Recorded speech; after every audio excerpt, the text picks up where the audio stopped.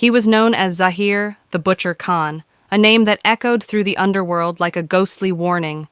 Feared by both criminals and cops, Zahir had carved his reputation through blood and betrayal. At just 28, he had already been accused of over a dozen brutal murders, most of them rival gang leaders and informants. He didn't just kill, he made a statement.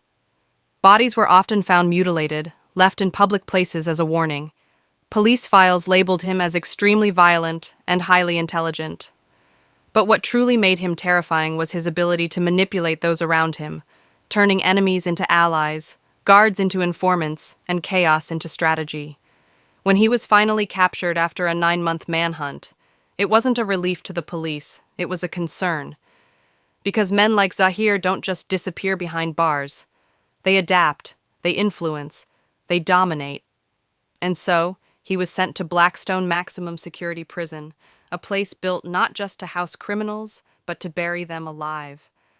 Located deep in the mountains, far from any city, Blackstone was infamous for its brutal conditions and history soaked in blood. It was once a military detention center during wartime, later converted into a prison for the most dangerous and uncontrollable inmates. Blackstone didn't operate like a normal prison. There were no rehabilitation programs, no real hope of release. The walls were thick, the guards were harsher than the inmates, and surveillance covered every corner, except the ones that mattered most. Corruption ran deep, and within its cold stone walls, power belonged not to the law, but to the strongest gangs and the most feared criminals. Inmates were categorized not by risk, but by how many bodies they left behind. Fights were routine, stabbings were expected. Guards looked the other way for the right price. And amidst this inferno, Zahir Khan wasn't just another prisoner, he was a threat to the existing order. Some feared him, others envied his control, many wanted him gone. But nobody expected what would happen next. Not even Zahir life inside Blackstone prison was nothing short of a living nightmare. Every morning began not with a bell, but with the deafening clang of steel doors and the shouting of guards whose voices had long lost their humanity. The routine was strict but chaotic. Breakfast at dawn, yard time under watchful eyes, and then long hours of confinement. But beneath this structured surface, a darker rhythm ruled. Survival. The yard wasn't a place to breathe, it was a battleground. Fights broke out daily over smokes, respect, or just a wrong look. The mess hall was worse. You never turned your back, not even for a second. Food was currency, trust was weakness, and alliances meant life or death. Blackstone was controlled by factions. The Black Fangs, a gang of cold-blooded killers who ran the drug trade. The Iron Tigers, known for smuggling and extortion. And the Serpents, the oldest gang in the prison, masters of manipulation and silent murder. The guards, many of whom were either terrified or bought off, played their own game, choosing sides, accepting bribes, even orchestrating fights for their amusement. Into this storm walked Zahir Khan, silent and observant. He didn't speak much in his first few days, but his presence was enough. Rumors spread fast. This was the man who once sliced off a rival's ear and fed it to his dog. The gangs watched him closely, unsure whether to recruit him or eliminate him before he became a problem. Zahir chose neither. He played his own game. He watched, learned, and made subtle moves. He earned respect not through fear alone, but through intelligence. He protected weaker inmates in exchange for favors. He slipped contraband through guards he had dirt on. And slowly, without anyone realizing it, he built his own network, loyal men, small at first, but fiercely devoted. By the end of his 3rd month, Zahir had changed the balance of power. The Black Fangs lost a key enforcer, stabbed in the shower. The Iron Tiger's drug routes mysteriously collapsed. The Serpents tried to talk peace, but even they knew the winds were shifting. Zahir Khan wasn't just surviving, he was taking over, and that's when someone decided he had to be stopped, by any means necessary. It happened on a rainy Wednesday afternoon, one of those rare days when the prison yard was closed and tensions simmered behind steel doors. Zahir Khan had just finished his lunch when a guard quietly slipped him a folded note. No words, just a crude drawing of a snake with its head cut off. A warning. But from who? What no one knew was that a plan had been in motion for weeks. While most attacks in Blackstone were brutal but predictable, shanks in the showers, poison in the mess, this was different. This was symbolic. It wasn't about killing Zahir, it was about destroying him. The acid had been smuggled in piece by piece, small bottles of industrial cleaner stolen from the maintenance shed, a few grams at a time. One of the janitors, a lifer working under threat, mixed it under supervision from the serpents. The result, a thick, corrosive blend capable of eating through flesh in seconds. The attack unfolded during evening cell checks.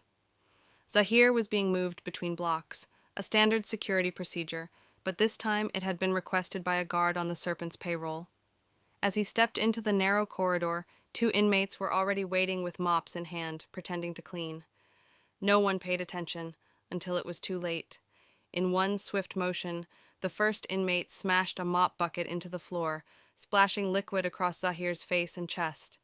The second lunged forward, slamming him against the wall as the acid sizzled on his skin. The corridor filled with the sound of screams, raw, animal, horrifying. Zahir, the feared butcher, was howling in pain, clawing at his own burning face. Guards rushed in, but not to help. Some froze, some smirked. One even whispered, "Let it happen." It was another prisoner, a silent kid from Block C, who finally pulled Zahir away from the attackers, using his own shirt to wipe the acid from his face. Chaos erupted. Lockdown was ordered. Sirens blared. But by then, the damage was done. Zahir Khan, the man who had never shown weakness, lay on the floor, disfigured, half-blind, and shaking with rage. The message was clear. This was no prison fight. This was a war. The prison infirmary had never seen anything like it. Zahir Khan was rushed in barely conscious, skin peeling from his face and chest, eyes swollen shut, his screams echoing through the concrete hallways.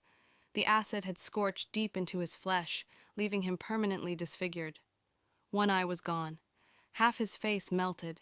His chest bore the raw red imprint of chemical burns that would never fully heal.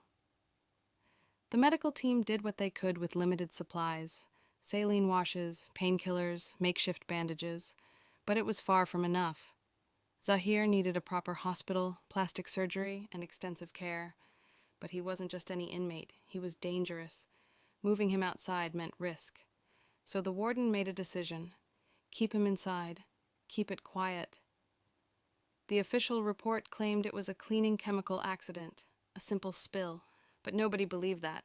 Not the inmates, not the guards, not even the doctors. Word spread like wildfire across the blocks. Zahir Khan had been taken down. Not killed, but marked. An internal investigation was launched more for appearances than truth. Warden Malik handpicked the team, officers known for burying problems, not exposing them. The 2 attackers were placed in solitary, but no charges were filed. Surveillance footage from that corridor conveniently disappeared. The janitor who allegedly mixed the acid transferred out the next day.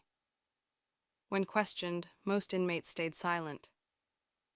Fear ruled Blackstone, and speaking out against the serpents was a death sentence. But a few details leaked through the cracks. Zahir had been disrupting the prison's balance. The serpents' drug trade was bleeding. Their alliances were crumbling. And then there was Malik, the warden himself, rumored to be on the serpent's payroll.